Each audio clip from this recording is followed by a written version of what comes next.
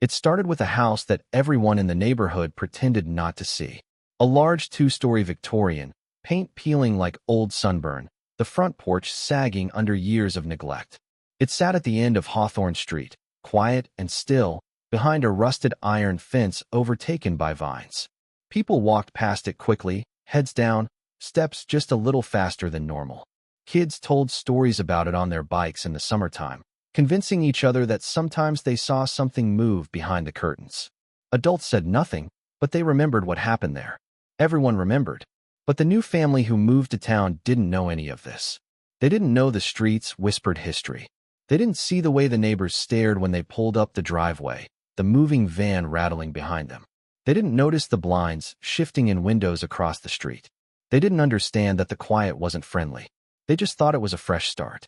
Ben and Maya Turner had come from the city. They were tired of constant noise, long commutes, high rent, and the sensation that the world never stopped spinning. Their daughter, Lily, was 12. Serious eyes, shy smile, the kind of kid who read books instead of scrolling on her phone. They were hopeful. They wanted a reset. A slower life. Something peaceful. Ben stepped out of the car first. The cold autumn air hit him, sharp and earthy with the smell of damp leaves. He stared up at the house, squinting a little. It was bigger than they expected. The listing photos had been misleading, but in the opposite direction. The inside had looked rough online, but in person it looked like it had presence. History. Something old, but not necessarily broken. Maya joined him, pulling her coat tight around her. "It's not that bad," she said, trying to be supportive. He nodded. "It has potential." Lily stood beside them silently, her backpack still on her shoulders. She just stared at the house. She didn't blink. Not right away. Their realtor, John, arrived moments later, clearly eager to finish the final paperwork. He spoke quickly, avoided standing still, and kept his eyes mostly on the ground. He never once looked at the house. When it was done, when the last signature was signed, and the truck was being unloaded, John gave a quick goodbye. But then he hesitated. Just for a second. Just long enough. "If you hear anything," he said, not meeting their eyes, "just remember this house is old. Old houses settle in ways that don't sound right. Takes getting used to." He didn't wait for a response. He just got in his car and drove away like he didn't want to give the house a chance to hear him. That first night, the Turners slept on mattresses on the floor. Boxes were everywhere. The house was cold, the kind of cold that didn't seem to be caused by temperature. It felt like the rooms didn't want them there yet. There was no sound outside. No crickets. No cars. No distant hum of life. Just stillness. Around midnight, Lily woke up. She didn't know why. The air felt heavy. The moonlight coming through the uncovered window cast silver patterns across the ceiling.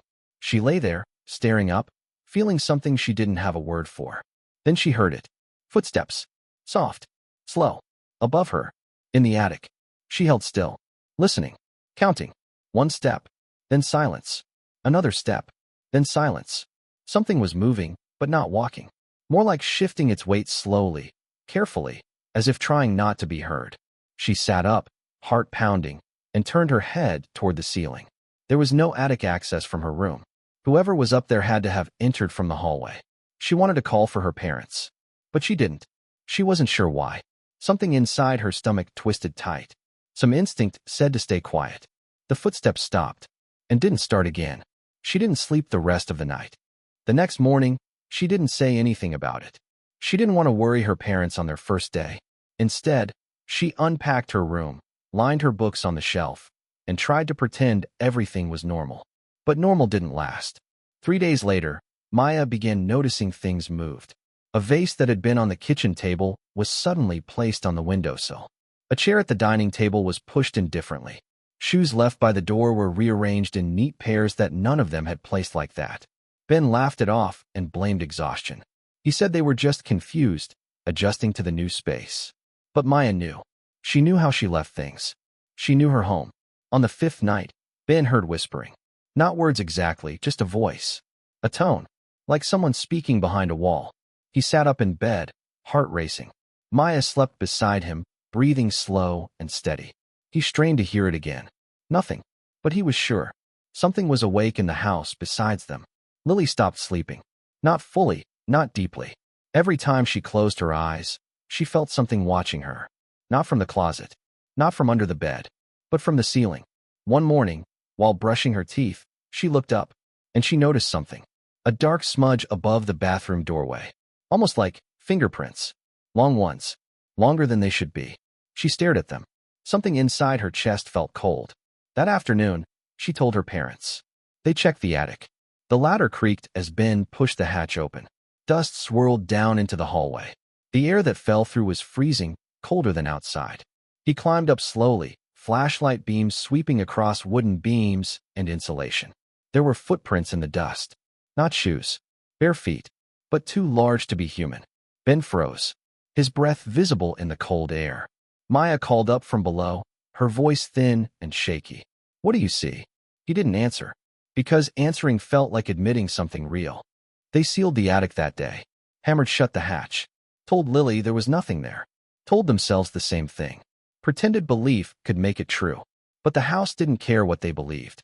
The next week, Lily began waking up outside her room, first on the hallway floor, then on the stairs, then at the bottom of the stairs.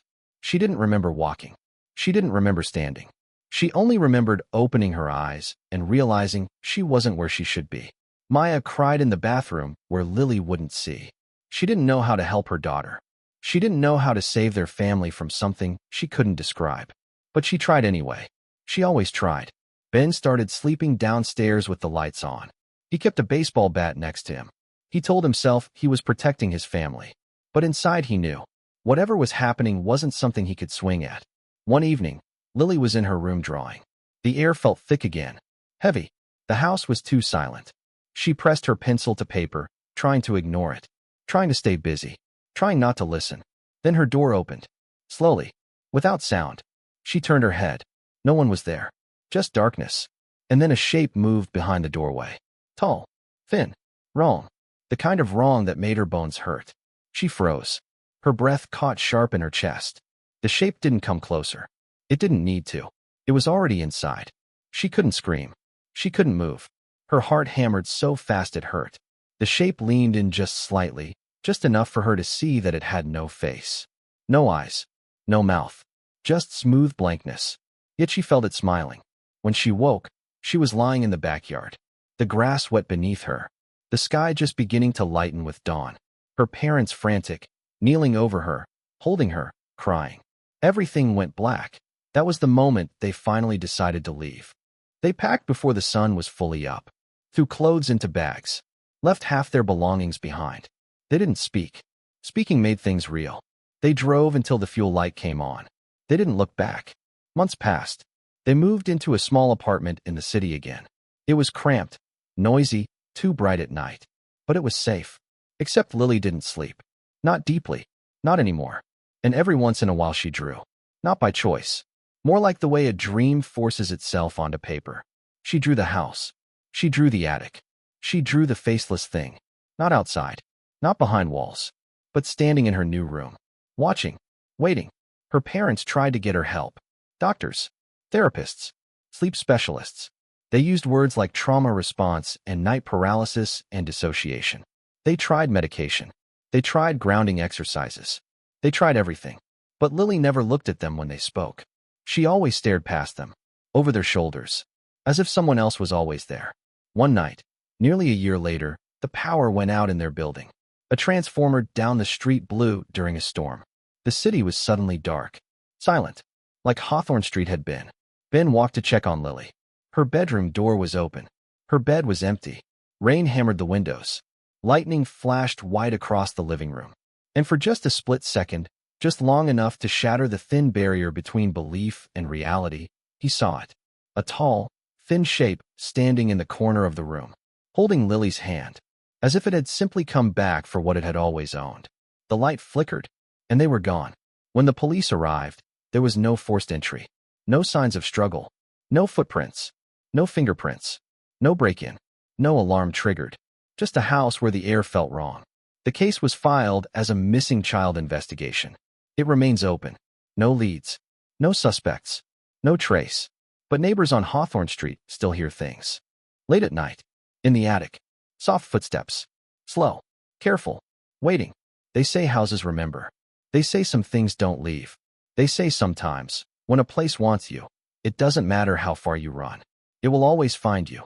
Moral: some doors, once opened, don't close again. Some places are not meant to be lived in. And some things are older than fear itself, patient enough to follow you home.